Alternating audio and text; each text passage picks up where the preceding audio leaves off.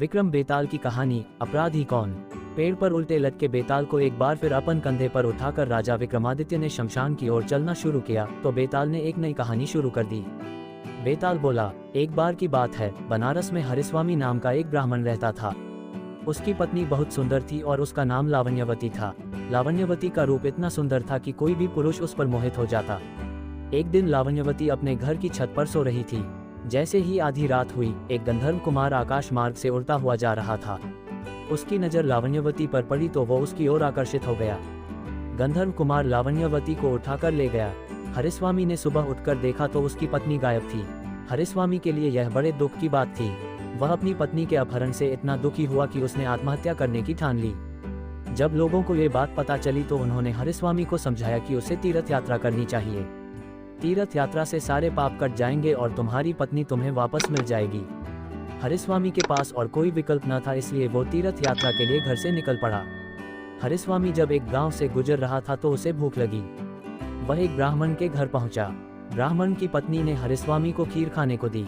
हरिस्वामी उस खीर को लेकर एक तालाब के किनारे पहुंचा ताकि वो मुंह हाथ धोकर खीर खा सके और प्यास लगने पर उसे पानी भी मिल जाए।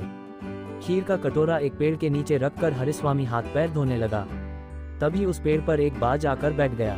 बाज के मुंह में सांप था और वो उसे खा रहा था। सांप का जहर हरिस्वामी की खीर में टपक गया। भूखा हरिस्वामी जल्दी जल्दी उस खीर को खा गया।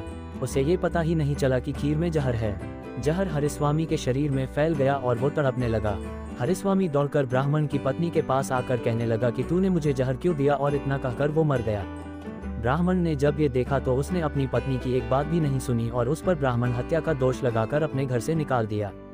इतनी कहानी सुनाकर बेताल ने राजा विक्रमादित्य से पूछा, राजन बताओ कि इस कहानी में अपराधी कौन है, सांप, बाज या ब्राह्मण की पत्नी। राजा ने उत्तर दिया, इस कहानी में इन तीनों में से कोई अपराधी नहीं है, क्योंकि सांप अपने शत्रु यानी बाज के वश में था। वह कुछ कर ही नहीं सकता था। बाज ने जानबूझकर खीर में जहर नहीं मिलाया, बल्कि वो तो शांतिपूर्वक अपना खाना खा रहा था। ब्राह्मण की पत्नी ने अतिथि का सत्कार किया था, उसे भोजन दिया था। जो इन तीनों को दोषी कहेगा वो खुद दोषी माना जाएगा। इस कहानी में अगर कोई अपराधी है तो वो है ब्राह्मण, जिसने बिना विचार करे और सच्चाई को जाने बिना अपनी निर्दोष पत्नी को बेघर कर दिया।